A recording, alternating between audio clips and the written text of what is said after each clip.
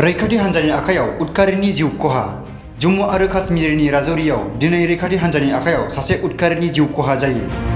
दिनै फुंनि समाव रैखाथि हान्जानि लानाय मोनसे सिग्रोमनाय हाबाफारियाव उदखारिखौ गुलि गावनानै जिउ फोजोबनो हादों। राजौरी जिल्लानि गुन्डा क्वास गामिनि साखाथियाव थानाय रौनिया बादा आरो भिलेज डिफेन्स कमिटि एबा BDC नि सोद्रोमा आरो चौरिया चक्र बान्था मोननाय परशुराम कुमारनि न'नि साखाथियाव उदखारिफोरा गाग्लोबदोंमोन। साथाम उदखारिफोरा परशुराम कुमारनि न'नि साखाथियाव गाग्लोबदोंमोन मानोना परशुराम कुमारनि मददजों मोनसे उदखारि बेरेखा सोग्रोमनायखौ रौनिया हान्जाया लाबोदोंमोन। बेनि थाखाय 2023 मायथाइयाव परशुराम कुमारखौ चौरिया चक्र बान्थाजों मान बावदोंमोन।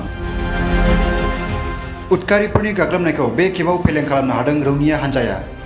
रौनिया हान्जाया सासे उदखारिखौ जिउ फोजोबनो हादों आरो बे जाथायाव सासे रौनियानि जखम जादों।